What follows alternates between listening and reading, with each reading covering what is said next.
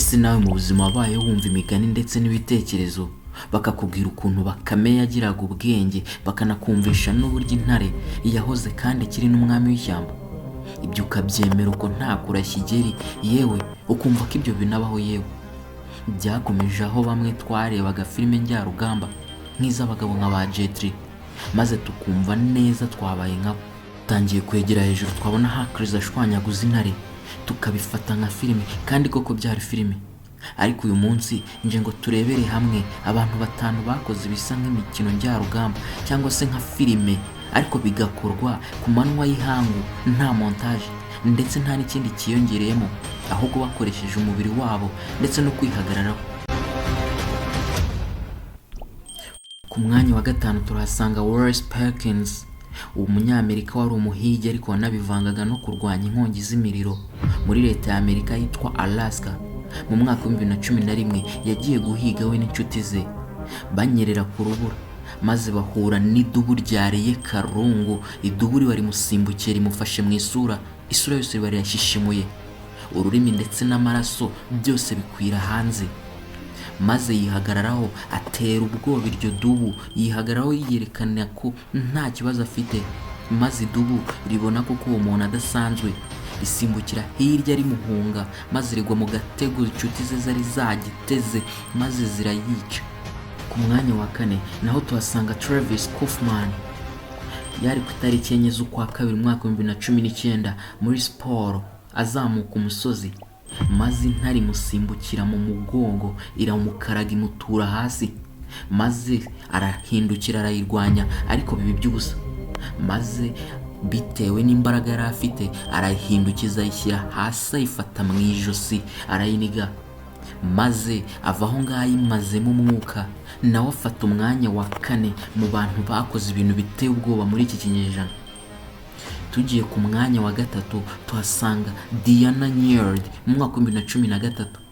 Uyu ni umukecuru wari ugejeje imyaka 64, ariko akabasha koga inyanja yose ava muri Cuba yerekeza muri Florida muri Leta Zunze Ubumwe za Amerika.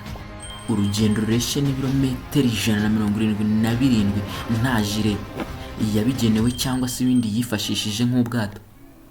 Aca agahigo ko kuba umuntu ukuze wabashije kugera ku bintu nk'ibyo ngibyo. Ku mwanya wa 2 tuhasanga Reinhold Messner mu mwaka wa 1978. Uyu yazamutse umusozi muremure mu isi wa Everest awugera ku gasongero, nta byo guhumekeramo yitwaje. Ubundi abahanga bavuga ko hejuru ya metero 8,000 umwuka wa oxygen abantu bifashije bahumeka muri ubu burebure uba washize. Noneho uwo musozi ni hafi metero 8,848 z'uburebure. Uyu Reinhold yagezeyo ntacyo yitwaje cyo guhumekeramo, nta nicyo yifubitse mbega, maze aca agahigo ko kuba umuntu watinyutse urupfu akarurira mu maso, akarukubita agashyi ku matama akigarukira. Ku mwanya wa 1 tuhasanga umugabo Elon Ralston mu mwaka wa 2003.